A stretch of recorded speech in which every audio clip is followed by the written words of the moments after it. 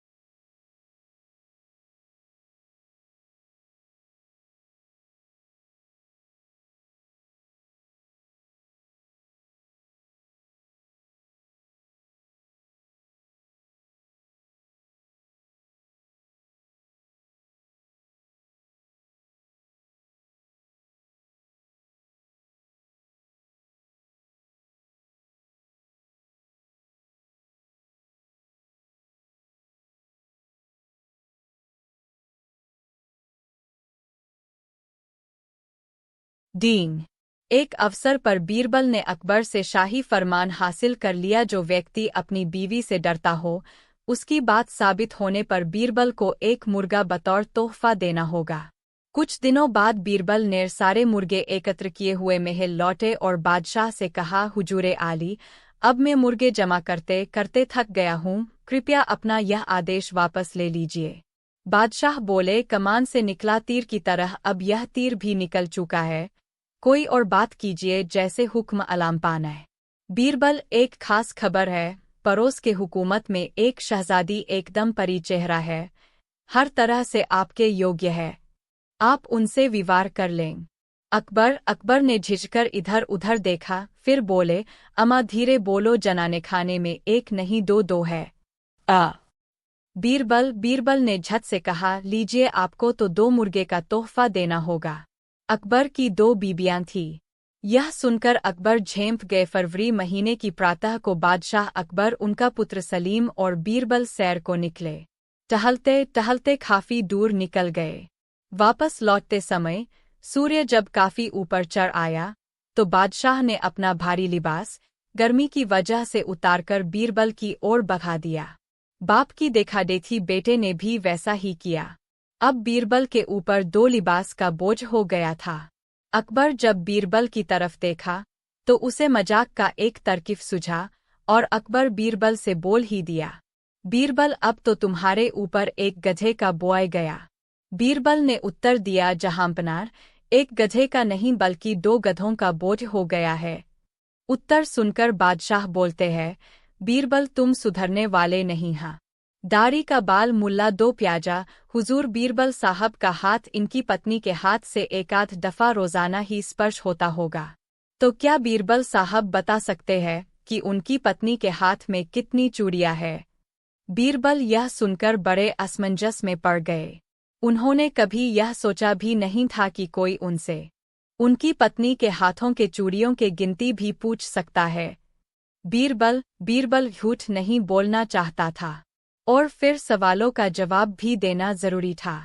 बीरबल बोया, जहां पर मेरा हाथ तो अपनी पत्नी से दिन में एकाध बार ही स्पर्श होता होगा, लेकिन मुल्ला जी का हाथ तो अपनी दाढ़ी से दिन में 10-20 बार तो अवश्य ही स्पर्श होता होगा। भला यही बता दे कि उनकी दाढ़ी में कितने बाल है, मैं अपना हार स्वीकार कर लूंगा। मुल्ला 2 प्याजा गर्दन नीचे कर सोचने लगा, भला अपने दाढ़ी का बाल कौन गिनता है? बीरबल की जवाब सुनकर सभी दरबारी हंसने लगे। बादशाह ने बीरबल को हुक्म दिया कि देश के मूर्खों की सूची बनाकर मेरे सामने लाई जाए। संयोग से बादशाह ने जिस दिन यह अजीब सा हुक्म दिया, उसी दिन अरब देश का एक व्यापारी कुछ अरबी घोड़े के साथ बादशाह के पास आया। बादशाह को घोड़े बहुत पसंद आया और उसने वैसे ही 200 घोड़े का और सौदा कर लिया और खुश होकर बादशाह ने उसे 1000 स्वर्ण मुद्रा घोड़े के लिए दे दिया। व्यापारी चला गया। कुछ दिनों बाद बीरबल मूर्खों की सूची लेकर आए। बादशाह ने सबसे ऊपर अपना नाम लिखा देखकर पूछा, बीरबल, यह बदतमीजी है, सबसे बड़ा मूर्ख मैं कैसे हुआ? बीरबल ने बताया, उस दिन आपने घोड़े की व्यापारी को 1000 स्वर्ण मुद्रा दे दिया। आपने उसका नाम पता तक नहीं जाना था, नहीं कोई उसे पहचानता था, और न आपने जमानत में उनसे कुछ लिया। यह मूर्खतापूर्ण कार्य ही तो था। अब आपको ये मानकर ही चलना चाहिए कि वो व्यापारी आपका 1000 स्वर्ण मुद्रा लेकर चंपत हो गया और वह लौटकर नहीं आने वाला है। बादशाह को अपने गलती का एहसास हो गया, लेकिन फिर भी उसने बीरबल के सामने एक तर्क रखा। मान लो बीरबल वो घोड़ा लेकर आ गया तो बादशाह अकबर के राजमहल में एक मुन्ह लगा बुद्धिमान खोजा हिजरा था। उसका काम जनान खाने की देख रेख करना था।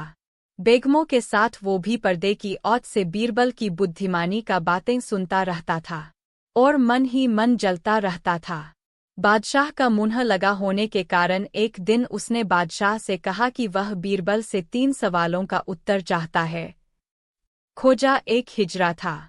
उसने कहा यदि बीरबल उसके उत्तर दे सके तो उनकी बुद्धिमती स्वीकार। एक दिन बीरबल दरबार में देर से पहुंचा। जब बादशाह ने देरी का कारण पूछा तो वह बोला, मैं क्या करता हुजूर, मेरे बच्चे आज जोर जोर से रोकर कहने लगे कि दरबार में न जाऊं। किसी तरह उन्हें बहुत मुश्किल से समझा पाया कि मेरा दरबार में हाजिर होना कितना जरूरी है। इसी में मुझे काफी समय लग गया और इसलिए मुझे आने में देर हो गई। बादशाह को लगा कि बीरबल बहानेबाजी कर रहा है। बीरबल के इस उत्तर से बादशाह को तसल्ली नहीं हुई। वे बोले, मैं तुमसे सहमत नहीं हूँ। किसी भी बच्चे को समझाना इतना मुश्किल नहीं जितना तुमने बताया। इसमें इतनी देर तो लग ही नहीं सकती। बीरबल हंसता हुआ बोला, हुजूर, बच्चे को गुस्सा करना या डपटना तो बहुत सरल है, लेकिन किसी बात को विस्तार से समझा पाना बेहद कठिन। अकबर बोले, मूर्खों जैसी बात मत करो। मेरे पास कोई भी बच्चा लेकर आओ, मैं तुम्हें दिखाता हूँ कि कितना आसान है यह काम। ठीक है जहाँपनाह, बीरबल बोला, मैं खुद ही बच्चा बन जाता हूँ और वैसा ही व्यवहार करता हूँ। तब आप एक पिता की भांति मुझे संतुष्ट करके दिखाएं। फिर बीरबल ने छोटे बच्चे की तरह बर्ताव करना शुरू कर दिया। उसने तरह तरह के मुन्ह बनाकर अकबर को चिढ़ाया और किसी छोटे बच्चे की तरह दरबार में यहाँ वहाँ उछलने कूदने लगा। उसने अपनी पगड़ी जमीन पर फेंक दी। फिर वह जाकर अकबर की गोद में बैठ गया और लगा उनकी मूंछों से छेड़छाड़ करने। बादशाह कहते ही रह गए, नहीं नहीं मेरे बच्चे, ऐसा मत करो, तुम तो अच्छे बच्चे हो न। सुनकर बीरबल ने जोर जोर से चिल्लाना शुरू कर दिया। तब अकबर ने कुछ मिठाइयाँ लाने का आदेश दिया, लेकिन बीरबल जोर जोर से चिल्लाता ही रहा।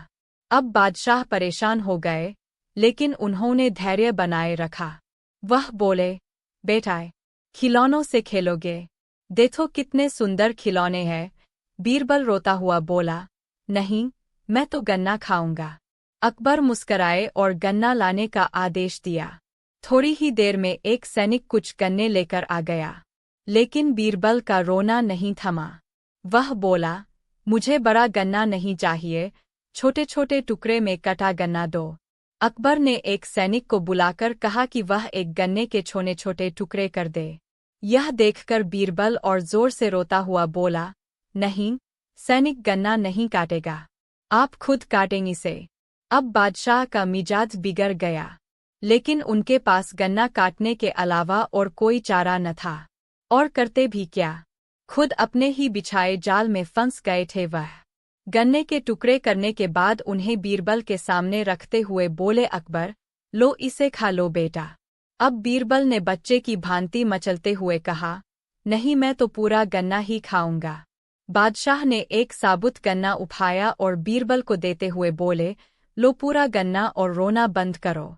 लेकिन बीरबल रोता हुआ ही बोला, नहीं, मुझे तो इन छोटे टुकड़ों से ही साबुत गन्ना बनाकर दो। कैसी अजब बात करते हो तुम, यह भला कैसे संभव है? बादशाह के स्वर में क्रोध भरा था, लेकिन बीरबल रोता ही रहा। बादशाह का धैर्य चुक गया। बोले, यदि तुमने रोना बंद नहीं किया तो मार पड़ेगी तब। अब बच्चे का अभिनय करता बीरबल उठ खड़ा हुआ और हंसता हुआ बोला, नहीं नहीं, मुझे मत मारो हुजूर। अब आपको पता चला कि बच्चे की बेतुकी जिद्दों को शांत करना कितना मुश्किल काम है। बीरबल की बात से सहमत थे अकबर। बोले, हाँ ठीक कहते हो। रोते चिल्लाते जिद पर अरे बच्चे को समझाना बच्चों का खेल नहीं। एक मंत्री की उदास शक्ल देख बादशाह अकबर ने उसकी उदासी का कारण पूछा। तब मंत्री बोले कि आप सारे महत्वपूर्ण कार्य बीरबल को सौंपकर उसे महत्ता देते हैं, जिस कारण हमें अपनी प्रतिभा साबित करने का मौका ही नहीं मिलता है। इस बात को सुनकर अकबर ने उस मंत्री को 3 रुपए दिए और कहा कि आप बाजार जाकर इन 3 रुपयों को 3 चीजों पर बराबर बराबर खर्च करें, यानी हर एक चीज पर 1 रुपए। लेकिन शर्त यह है कि पहली चीज यहाँ की होनी चाहिए, दूसरी चीज वहाँ की होनी चाहिए, और तीसरी चीज ना यहाँ की होनी चाहिए और ना वहाँ की होनी चाहिए। दरबारी मंत्री अकबर से 3 रुपए लेकर बाजार निकल पड़ा। उसकी समय में नहीं आ रहा था कि वो अब क्या करे।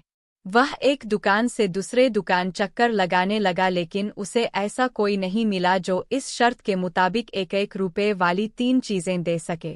वह थक हार कर वापस अकबर के पास लौट आया। अब बादशाह अकबर ने यही कार्य बीरबल को दिया।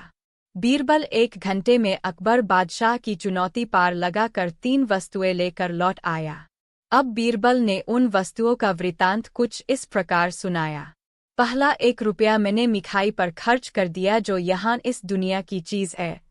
दूसरा रुपया मैंने एक गरीब फकीर को दान किया जिससे मुझे पुण्य मिला जो वहाँ यानी जन्नत की चीज़ है। और तीसरे रुपये से मैंने जुआ खेला और हार गया। इस तरह जुए में हारा रुपया वो तीसरी चीज़ थी जो ना यहाँ मेरे काम आई न वहाँ जन्नत में मुझे नसीब होगी। बीरबल की चतुराईपूर्ण बात सुनकर राजा के साथ साथ दरबारी भी मुस्कुरा पड़े और सभी ने उनकी बुद्धि का लोहा मान लिया। पहले मुर्गी आई या अंडा। एक बार बादशाह अकबर के राजदरबार में एक ज्ञानी पंडित आए। बादशाह अकबर से वह अपने कुछ प्रश्नों के उत्तर चाहते था, लेकिन बादशाह अकबर पंडित के प्रश्नों के उत्तर देने में खुद को असक्षम महसूस कर रहे थे। फिर बादशाह अकबर अपने दरबार के सलाहकार बीरबल को ज्ञानी पंडित के प्रश्नों के उत्तर देने के लिए आदेश देते हैं। राज्य में बीरबल की चतुराई के किस्से बहुत प्रसिद्ध थे और सभी को उम्मीद थी कि बीरबल ज्ञानी पंडित के सभी प्रश्नों के उत्तर बहुत ही सरलता से दे सकते हैं। बीरबल से पंडित ने कहा, मैं तुम्हें 2 विकल्प देता हूँ, जिसमें पहला विकल्प यह है कि या तो तुम मेरे 100 आसान प्रश्नों के जवाब दो या फिर मेरे एक कठिन प्रश्न का जवाब दो। बीरबल ने कुछ समय सोचने के पश्चात पंडित से कहा, मैं आपके 100 आसान प्रश्नों के बजाय एक कठिन प्रश्न का जवाब देना चाहूँगा। फिर ज्ञानी पंडित ने बीरबल से प्रश्न किया, बताओ पहले मुर्गी आई या अंडा। बीरबल ने तुरंत जवाब दिया कि पहले मुर्गी आई। तो पंडित को आश्चर्य हुआ और उसने फिर बीरबल से पूछा कि तुम किस आधार पर कह रहे हो कि पहले मुर्गी आई। इस पर बीरबल ने हंसते हुए पंडित से कहा कि आपने यह दूसरा प्रश्न मुझसे पूछा है, जबकि आपने मुझे एक कठिन प्रश्न के उत्तर लिए कहा था। इसके बाद ज्ञानी पंडित बीरबल को कुछ और कह नहीं पाए और फिर जवाब दिए बिना ही राजदरबार से प्रस्थान कर लिया। बीरबल की चतुराई को देखकर बादशाह अकबर ने बीरबल से कहा, तुम इस राज्य के सबसे चतुर व्यक्ति हो। बीरबल बहुत नेक दिल इंसान थे। वह सदैव दान करते रहते थे और इतना ही नहीं, बादशाह से मिलने वाले इनाम को भी ज्यादातर गरीबों और दीन दुखियों में बांट देते थे, परंतु इसके बावजूद भी उनके पास धन की कोई कमी न थी। दान देने के साथ साथ बीरबल इस बात से भी चौकन्ने रहते थे कि कपटी व्यक्ति उन्हें अपनी दीनता दिखाकर ठग न लें। ऐसे ही अकबर बादशाह ने दरबारियों के साथ मिलकर एक योजना बनाई कि देखें कि सच्चे दीन दुखियों की पहचान बीरबल को हो पाती है या नहीं। बादशाह ने अपने एक सैनिक को वेश बदलवाकर दीनहीन अवस्था में बीरबल के पास भेजा कि अगर वह आर्थिक सहायता के रूप में बीरबल से कुछ ले आएगा तो अकबर की ओर से उसे इनाम मिलेगा। एक दिन जब बीरबल पूजा पाठ करके मंदिर से आ रहे थे तो भेष बदले हुए सैनिक ने बीरबल के सामने आकर कहा, हुजूर दीवान, मैं और मेरे 8 छोटे बच्चे हैं जो 8 दिनों से भूखे हैं। भगवान का कहना है कि भूखों को खाना खिलाना बहुत पुण्य का कार्य है। मुझे आशा है कि आप मुझे कुछ दान देकर अवश्य ही पुण्य कमाएंगे। बीरबल ने उस आदमी को सिर से पांव तक देखा और एक क्षण में ही पहचान लिया कि वह ऐसा नहीं है जैसा वह दिखावा कर रहा है। बीरबल मन ही मन मुस्कराए और बिना कुछ बोले ही उस रास्ते पर चल पड़े जहां से होकर एक नदी पार करनी पड़ती थी। वह व्यक्ति भी बीरबल के पीछे पीछे चलता रहा। बीरबल ने नदी पार करने के लिए जूती उतारकर हाथ में ले ली। उस व्यक्ति ने भी अपने पैर की फटी पुरानी जूती हाथ में लेने का प्रयास किया। बीरबल नदी पार कर कंकरीले मार्ग आते ही 2-4 कदम चलने के बाद ही जूती पहन लेता। बीरबल यह बात भी गौर कर चुके थे कि नदी पार करते समय उसका पैर धुलने के कारण वह व्यक्ति और भी साफ सुथरा, चिकना, मुलायम गोरी चमड़ी का दिखने लगा था, इसलिए वह मुलायम पैरों से कंकरीले मार्ग पर नहीं चल सकता था। दीवान जी, दीन तिहीन की पुकार आपने सुनी नहीं? पीछे आ रहे व्यक्ति ने कहा। बीरबल बोले, जो मुझे पापी बनाए मैं उसकी पुकार कैसे सुन सकता हूँ? क्या कहा? क्या आप मेरी सहायता करके पापी बन जाएंगे?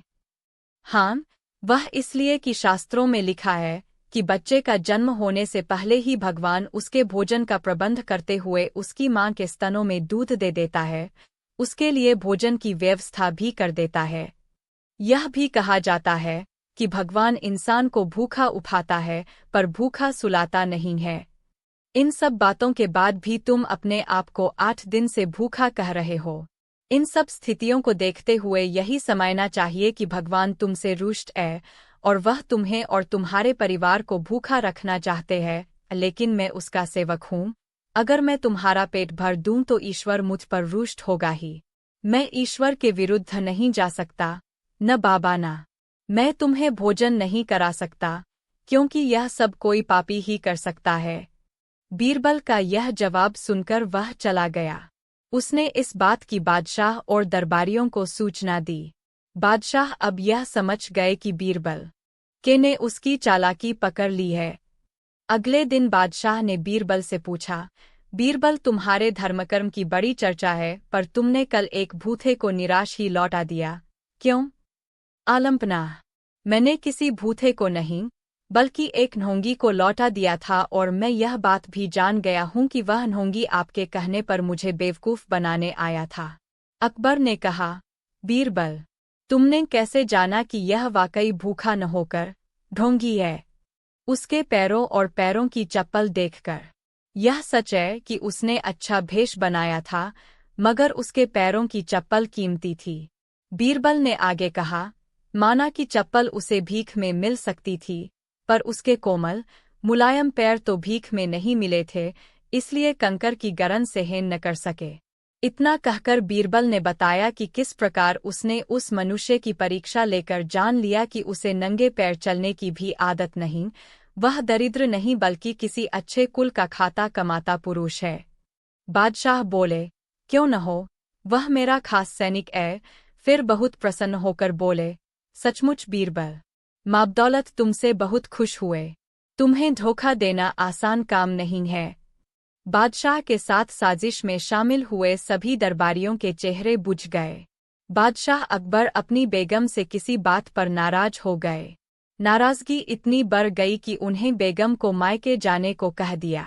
बेगम ने सोचा कि शायद बादशाह ने गुस्से में ऐसा कहा है, इसलिए वह मायके नहीं गईं। जब बादशाह ने देखा कि बेगम अभी तक मायके नहीं गई है, तो उन्होंने गुस्से में कहा, तुम अभी तक यहीं हो, गई नहीं, सुबह होते ही अपने मायके चली जाना वरना अच्छा न होगा। तुम चाहो तो अपनी मनपसंद चीज़ साथ ले जा सकती हो। बेगम सिसक कर जनानखाने में चली गईं। वहां जाकर उसने बीरबल को बुलाया। बीरबल बेगम के सामने पेश हो गया। बेगम ने बादशाह की नाराज़गी के बारे में बताया और उनके हुक्म को भी बता दिया। बेगम साहिबा, अगर बादशाह ने हुक्म दिया है तो जाना ही पड़ेगा, और अपनी मनपसंद चीज़ ले जाने की बाबत जैसा मैं कहता हूँ वैसा ही करें, बादशाह की नाराज़गी भी दूर हो जाएगी। बेगम ने बीरबल से कहे अनुसार बादशाह को रात में नींद की दवा दे दी और उन्हें नींद में ही पालकी में डालकर अपने साथ मायके ले आई और एक सुसज्जित शयन कक्ष में सुला दिया। जब बादशाह की नींद खुली तो स्वयं को अनजाने स्थान पर पाकर हैरान हो गए। पुकारा, कोई है? उनकी बेगम साहिबा उपस्थित हुईं। बेगम को वहां देखकर वे समझ गए कि वे अपनी ससुराल में है। उन्होंने गुस्से से पूछा, तुम हमें भी यहाँ ले आई? इतनी बड़ी गुस्ताखी कर डाली। मेरे सरताज, आपने ही तो कहा था कि अपनी मनपसंद चीज़ ले जाना, इसलिए आपको ले आई। यह सुनकर बादशाह का गुस्सा जाता रहा। मुस्कराकर बोले, जरूर तुम्हें यह तरकीब बीरबल ने ही बताई होगी। बेगम ने हामी भरते हुए सिर हिला दिया। से एक को भी यह नहीं कि फेसबुक या नहीं, यह नहीं कह रहा हूँ वो विषय आज, तो फिर आप भी इस वजह। अकबर बीरबल की कहानियाँ एवं मज़ेदार किस्से बहुत ही प्रचलित रहे हैं, खासतौर पर इनकी शैली के कारण, क्योंकि इनकी शैली में हंसी ठिठोली के साथ साथ ज्ञान भी मिलता है, जो कि किसी भी कहानी का मुख्य उद्देश्य माना जाता है। अकबर बीरबल बुद्धिमता की कहानियाँ कई सालों से हमारे देश का हिस्सा है, इसलिए इनके किस्सों पर कई टीवी सीरियल भी बनाए गए हैं, जो काफ़ी लोकप्रिय थे। बीरबल की चतुराई इन कहानियों का मुख्य श्रृंगार होती थी, जो आज भी रोचक लगती है। कहानियाँ हमेशा ही जीवन में शिक्षा देती है, अतः हमेशा ज्ञानवर्धक कहानियाँ पढ़ते रहना चाहिए। ऐसी ही एक कहानी नीचे दी जा रही है, जो छोटे बड़े सभी को जीवन का एक महत्वपूर्ण उपदेश रही है। अकबर बीरबल की कहानियों के समूह से एक नई कहानी, गलत आदत। गलत आद।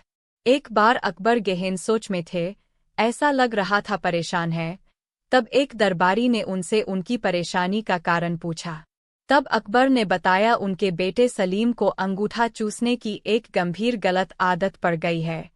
जैसे जैसे वे बड़े होते जा रहे हैं, इस आदत की वजह से हम सभी परेशान हैं, लेकिन शहजादे जिद्दी है और किसी की नहीं सुनते। तब उस दरबारी ने अकबर को एक संत के विषय में बताया। उसने कहा कि एक संत कहते हैं कि उनसे जो एक बार बात कर लेता है, वो उनकी हर बात सुनता है और अपनी सारी बुराई त्याग देता है।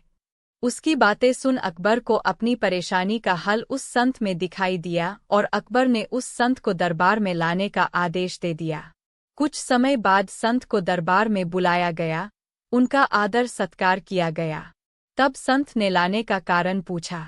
अकबर ने उन्हें सलीम की अंगूठा चूसने की आदत के बारे में बताया और कुछ उपाय करने कहा। अकबर और सभी दरबारी टकटकी लगाए संत को देखने लगे कि वो क्या उपाय करता है, लेकिन संत कुछ देर सोचने के बाद बोला उसे 1 हफ्ते का समय चाहिए और ऐसा कहकर वो बिना सलीम से मिले चला गया। उस समय दरबार में महान बीरबल भी मौजूद थे। 1 हफ्ते बाद संत आया और उसने सबसे पहले सलीम को बुलाया और उससे बहुत देर बातें की और उन्हें खेल खेल में यह सिखाया कि अंगूठा चूसना सेहत के लिए हानिकारक है, इसलिए उन्हें ऐसा नहीं करना चाहिए। और सलीम को बात समझ आ गई और उन्होंने सबके बीच कभी अंगूठा न चूसने की कसम खाई। संत ने जो बातें सलीम को समझाई वो सभी आम बातें थी। वो चाहता तो यह बात उसी दिन दरबार में कह सकता है, लेकिन उसने हफ्ते का समय लिया। यह बात अकबर और दरबारियों को हजम नहीं हुई और उन्होंने इसे दरबार की तौहीन माना और अकबर से संत को सजा देने की मांग कर डाली। अकबर भी दरबारियों की बात से सहमत थे और उन्होंने भी सजा देना तय किया, लेकिन जैसे कि वे हर फैसले के पहले बीरबल का मशवरा लेते थे, उन्होंने इस बार भी बीरबल की तरफ देखा और पूछा कि आज तुम इतने खामोश क्यों हो? क्या तुम्हें नहीं लगता इस संत को सजा मिलनी चाहिए? तब बीरबल अपने अंदाज में खड़ा होता है, दरबार के बीच जाकर कहता है कि जहांपनाह मैं बिल्कुल उल्टा सोच रहा हूँ, इसलिए खामोश हूँ। सभा में हल्ला मचने लगता है। सभी को आश्चर्य है कि उल्टा मतलब क्या? तब बीरबल कहता है, अब मेरे हिसाब से ये संत महान है, हमें इनसे सीख लेनी चाहिए और गुरु मानकर इनका आशीर्वाद लेना चाहिए और इनके साथ हुई गुस्ताखी की माफी भी मांगनी चाहिए। यह सुनकर सभी को गुस्सा आ जाता है और दरबार में कोहराम मच जाता है। तब अकबर गुस्से में बीरबल से कहता है, गुस्ताख बीरबल, तुम हम सभी की तौहीन कर रहे हो कि हम इस संत से माफी मांगे। तब बीरबल कहता है, जहांपनाह गुस्ताफ की नाफरमानी को माफ करे, लेकिन मेरे मुताबिक यही न्यायसंगत है। अकबर कहता है, बीरबल अपनी बात को साबित करो। तब बीरबल बताता है, जिस दिन संत पहली बार दरबार आए थे और आप उनसे शहजादे की बात कर रहे थे, तब इनके हाथों में चूने की एक डिबिया थी, जिससे निरंतर चूना निकाल कर वे खा रहे थे, लेकिन आज उनके हाथ में कोई डिबिया नहीं है, क्योंकि जब आप उनसे शहजादे की गलत आदत की बता कर रहे थे, तब ही उन्हें अपनी गलत आदत का एहसास हुआ और उन्होंने 1 हफ्ते का समय खुद को सुधारने के लिए मांगा और अपने आप को सुधारकर उन्होंने आज सलीम को ज्ञान दिया। ऐसे लोग बहुत कम होते हैं जो पहले खुद की कमी को देखे और उसे सुधारे, इसलिए मेरे हिसाब से ये एक महान संत है। सभी को बात समझ आती है और सभी संत से माफी मांग उनसे आशीर्वाद लेते। इस कहानी से क्या शिक्षा मिलती है? दोस्तों, कहानी से हमें 2 शिक्षा मिलती है। पहली, किसी को ज्ञान देने अथवा सीख देने से पहले अपने अंतर्करण में अवश्य झांके कि क्या आप खुद उस ज्ञान के दायरे में जीवन जीते हैं। क्या आप में वे सभी गुण हैं जिसका ज्ञान आप दूसरों को दे रहे हैं? अगर नहीं है तो पहले खुद को सुधारे, फिर दूसरों को ज्ञान दे। और अगर आप खुद सुधर नहीं सकते तो दूसरों को ज्ञान देने का आपका कोई हक नहीं बनता। दूसरी शिक्षा यह मिलती है कि दरबार में बिना विचार किए सभी संत को दोषी कहने लगते हैं। हमेशा जो दिखाई देता है सत्य नहीं होता।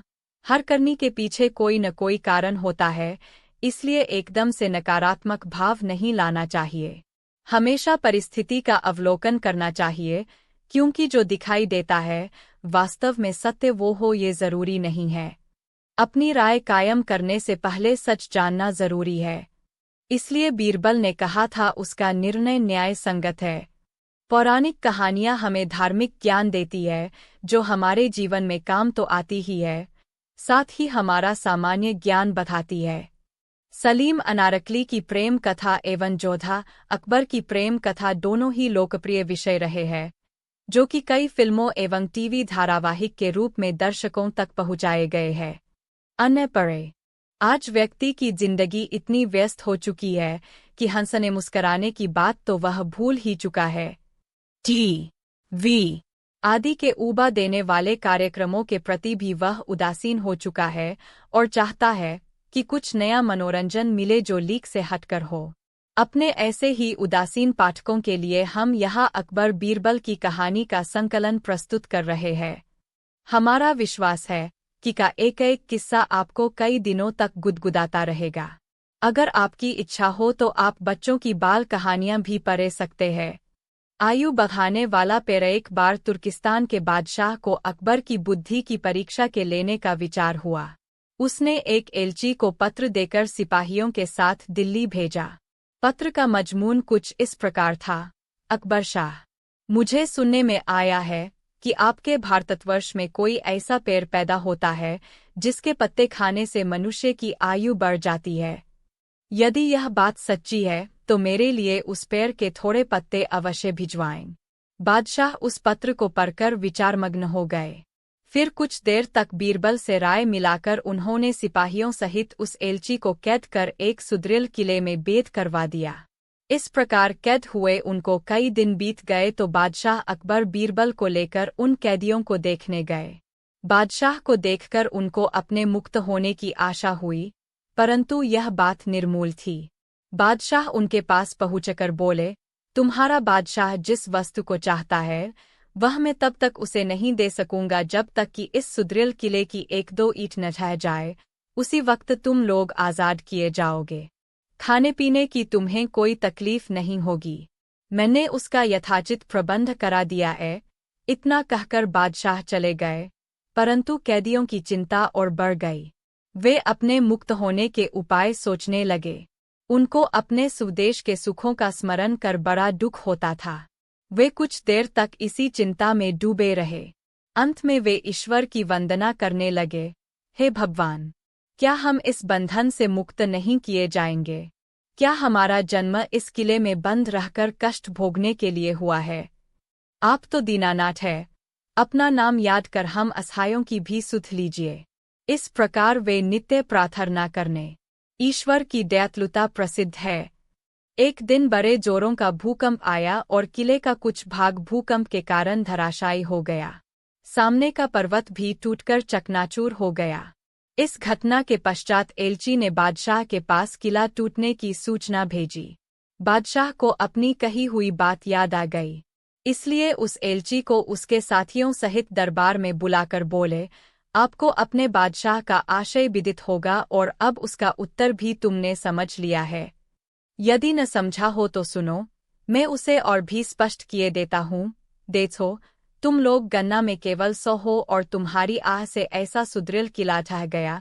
फिर जहाँ हजारों मनुष्यों पर अत्याचार हो रहा हो, वहाँ के बादशाह की आयु कैसे बढ़ेगी? उसकी तो आयु घटती ही चली जाएगी और लोगों की आह से उसका शीघ्र ही पतन हो जाएगा। हमारे राज्य में अत्याचार नहीं होता। गरीब प्रजा पर अत्याचार न करना और भलीभांति पोषण करना ही आयुवर्धक वृक्ष है। बाकी सारी बातें मिथ्या है।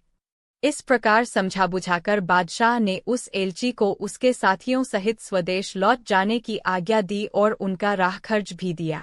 उन्होंने तुर्किस्तान में पहुंचकर यहाँ की सारी बातें अपने बादशाह को समझाईं।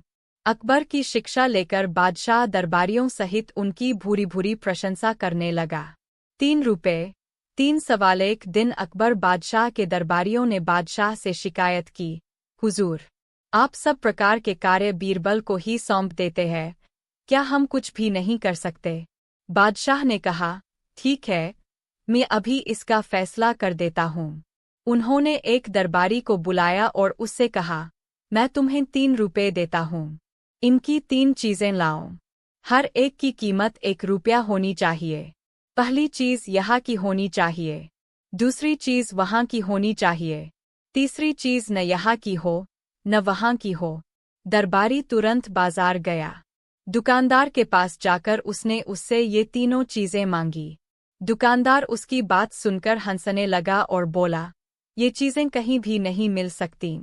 उन 3 चीजों को दरबारी ने अनेक दुकानों पर खोजा, लेकिन जब उसे तीनों चीजें कहीं भी नहीं मिली तो निराश होकर दरबार में लौट आया। उसने बादशाह अकबर को आकर बताया, ये तीनों चीजें किसी भी कीमत पर कहीं भी नहीं मिल सकतीं। अगर बीरबल ला सकें तो जानेंगे। अकबर बादशाह ने बीरबल को बुलाया और कहा कि जाओ ये तीनों चीजें लेकर आ। बीरबल ने कहा, हुजूर, कल तक ये चीजें अवश्य आपकी सेवा में हाजिर कर दूंगा। अगले दिन जैसे ही बीरबल दरबार में आए तो बादशाह अकबर ने पहले दिन वाली बात को याद दिलाते हुए पूछा, क्यों, क्या हमारी चीजें ले आए? बीरबल ने फौरन कहा, जी हाँ, मैंने पहला रुपया एक फकीर को दे दिया जो वहां से भगवान के पास जा पहुंचा। दूसरा रुपया मैंने मिठाई में खर्च किया जो यहाँ काम आ गया, और तीसरे रुपये का मैंने जुआ खेल लिया जो कि न यह काम आएगा न वहाँ अर्थात परलोक में। उनकी बात सुनकर सभी चकित रह गए और अकबर ने बीरबल को बहुत सा इनाम दिया। आदमी 1, काम 4।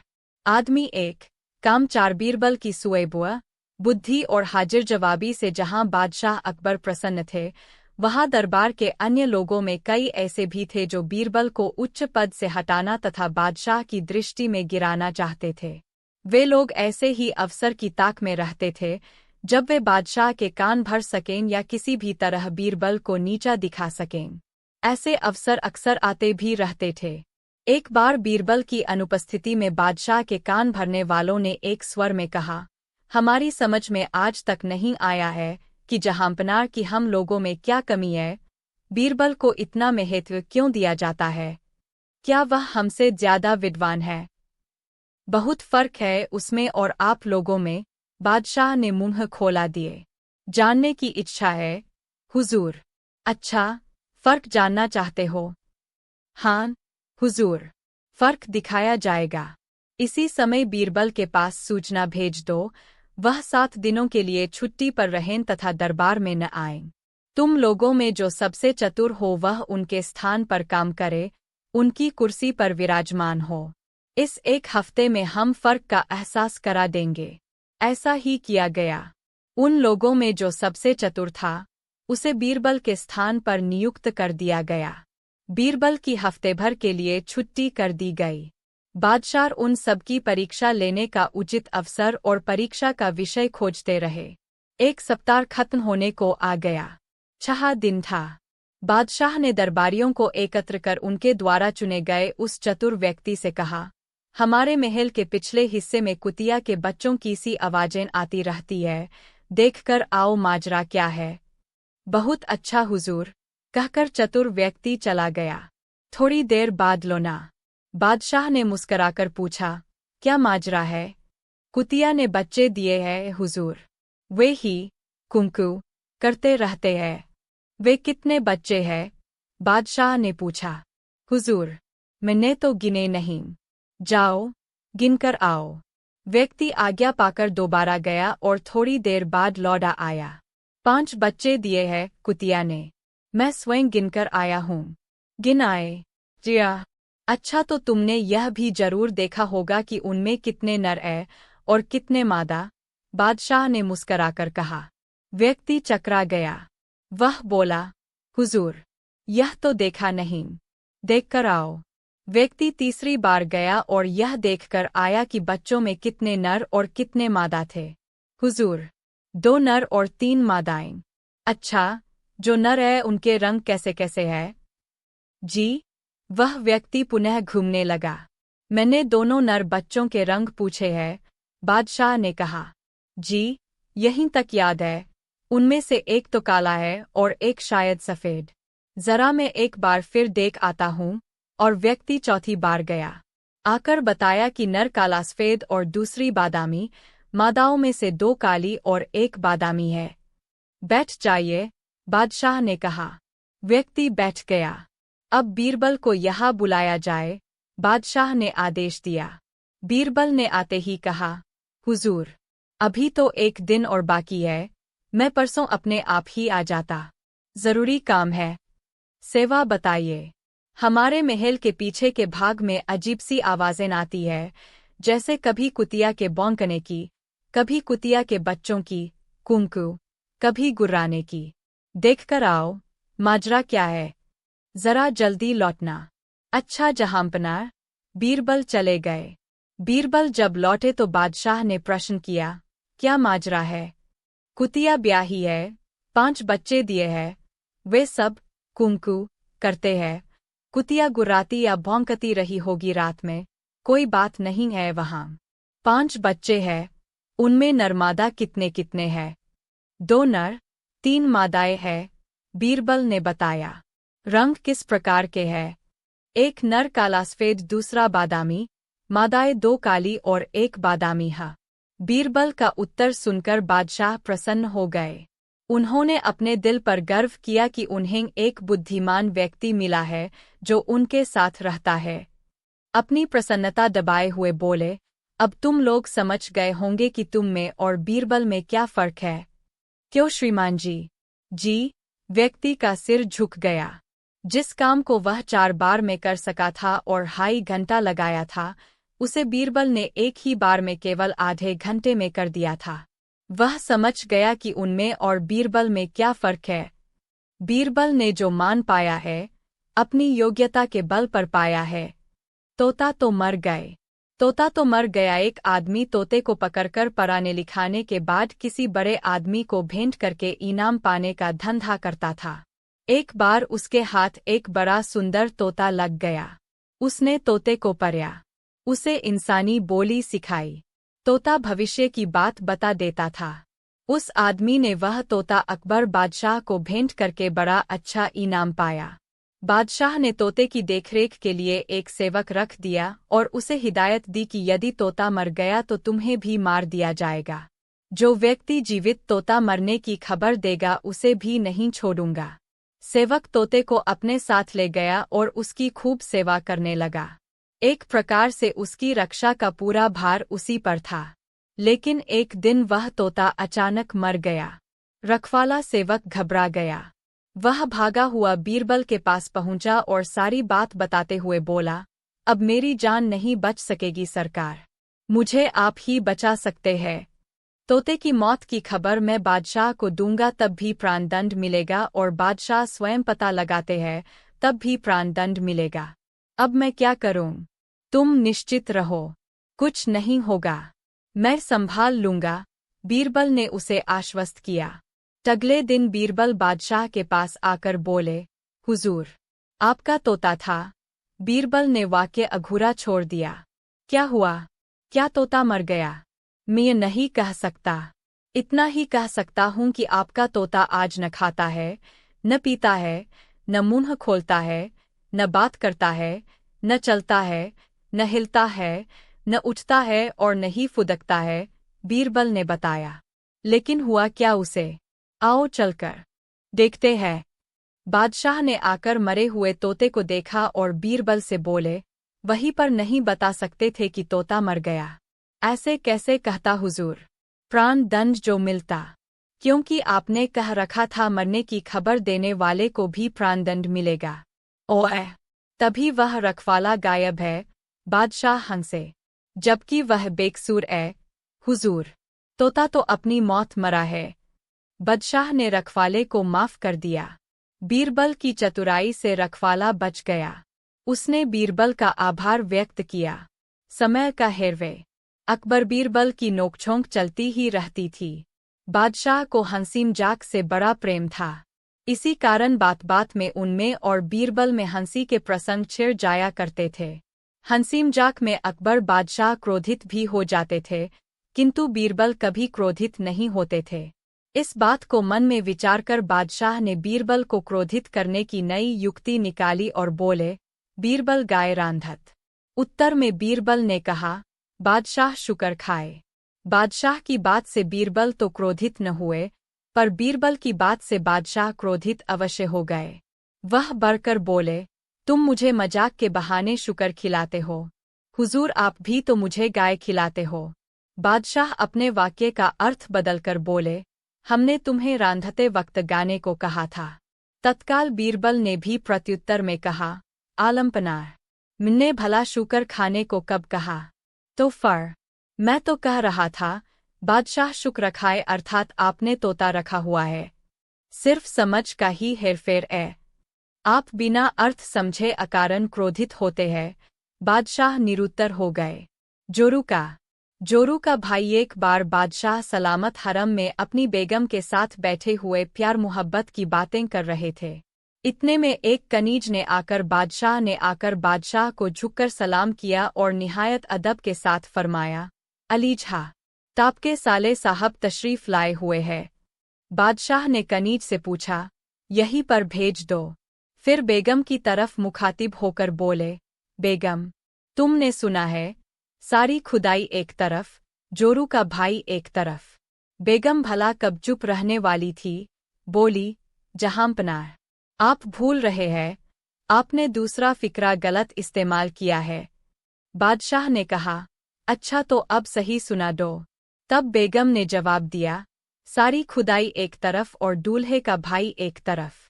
बादशाह बेगम की बात सुनकर हंसे।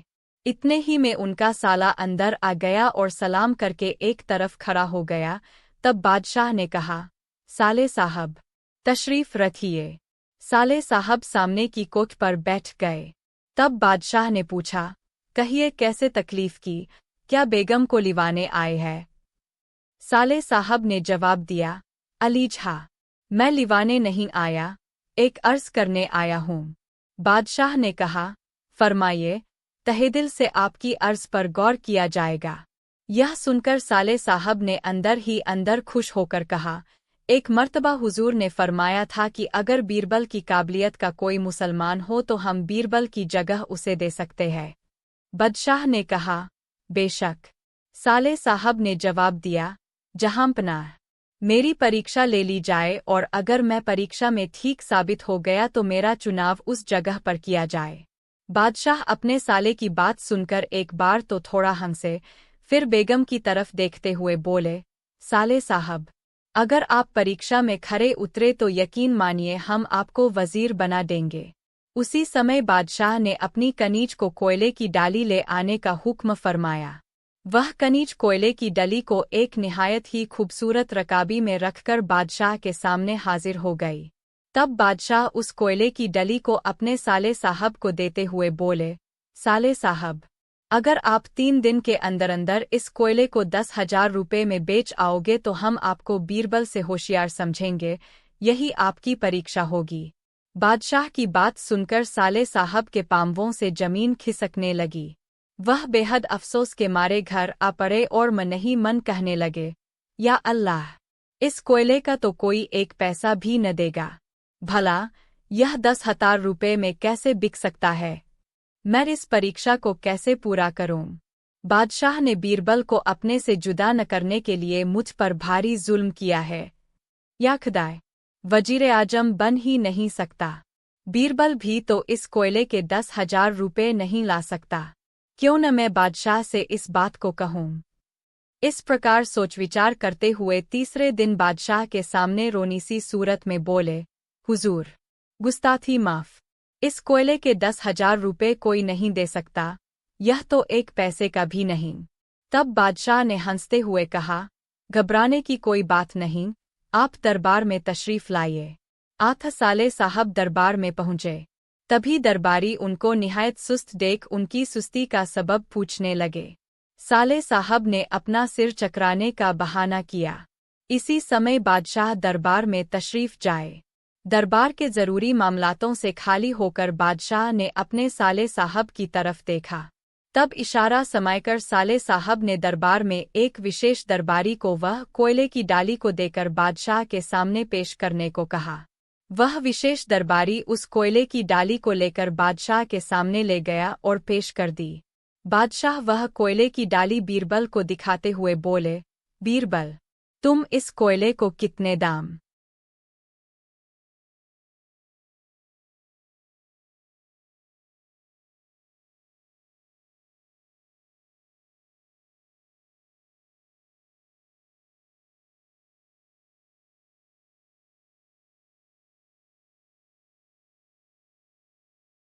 उनसे छिपी नहीं रह सकी। फौरन ही बीरबल ने उस सरदार को पकड़कर बादशाह के सामने पेश किया और कहा, जहांपनार, आपकी अंगूठी के चोर यही है। यह बात बादशाह पहले से ही जानते थे। वह बीरबल की इस चतुराई से बेहद खुश हुए। आदमी एक रूप तीन। एक बार बादशाह अकबर ने बीरबल से पूछा, क्या तुम हमें 3 तरह की खूबियां एक ही आदमी में दिखा सकते हो? जी हुजूर, पहली तोते की, दूसरी शेर की, तीसरी गधे की, परंतु आज नहीं, कल। बीरबल ने कहा, ठीक है, तुम्हें कल का समय दिया जाता है। बादशाह ने इजाजत देते हुए कहा। अगले दिन बीरबल एक व्यक्ति को पालकी में डालकर लाया और उसे पालकी से बाहर निकाला। फिर उस आदमी को शराब का एक पैग दिया।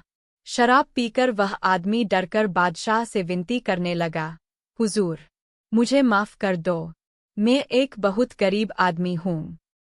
बीरबल ने बादशाह को बताया, यह तोते की बोली है। कुछ देर बाद उस आदमी को एक पैग और दिया तो वह नशे में बादशाह से बोला, अरे जाओ, तुम दिल्ली के बादशाह हो तो क्या, हम भी अपने घर के बादशाह हैं। हमें ज्यादा नखरे मत दिखाओ। बीरबल ने बताया, यह शेर की बोली है। कुछ देर बाद उस आदमी को एक पैग और दिया तो वह नशे में एक तरफ गिर गया और नशे में ऊटपटांग बड़बड़ाने लगा। बीरबल ने उसे एक लात लगाते हुए बादशाह से कहा, हुजूर, यह गधे की बोली है। बादशाह बहुत खुश हुए। उन्होंने बीरबल को बहुत सा इनाम दिया। लहरें गिनना। एक दिन अकबर बादशाह के दरबार में एक व्यक्ति नौकरी मांगने के लिए अर्जी लेकर आया। उससे कुछ देर बातचीत करने के बाद बादशाह ने उसे चुंगी अधिकारी बना दिया। बीरबल, जो पास ही बैठा था, यह सब देख रहा था। उस आदमी के जाने के बाद वह बोला, यह आदमी जरूरत से ज्यादा चालाक जान पड़ता है, बेईमानी किए बिना नहीं रहेगा। थोड़े ही समय के बाद अकबर बादशाह के पास उस आदमी की शिकायतें आने लगीं कि वह प्रजा को काफी परेशान करता है तथा रिश्वत लेता है। अकबर बादशाह ने उस आदमी का तबादला एक ऐसी जगह करने की सोची जहां उसे किसी भी प्रकार की बेईमानी का मौका न मिले। उन्होंने उसे घुड़साल का मुंशी मुकर्रर कर दिया। उसका काम था घोड़ों की लीद उठवाना। मुंशीजी ने वहां भी रिश्वत लेना आरंभ कर दिया। मुंशीजी साइसों से कहने लगे कि तुम घोड़ों को दाना कम खिलाते हो, इसलिए मुझे लीद तौलने के लिए भेजा गया है। यदि तुम्हारी लीद तौल में कम बैठी तो अकबर बादशाह से शिकायत कर दूंगा। इस प्रकार मुंशीजी प्रत्येक घोड़े के हिसाब से 1 रुपया लेने लगे। अकबर बादशाह को जब इस बात का पता चला तो उन्होंने मुंशीजी को यमुना की लहरें गिनने का काम दे दिया।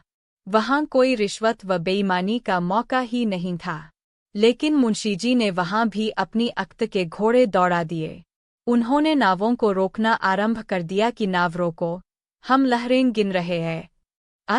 नावों को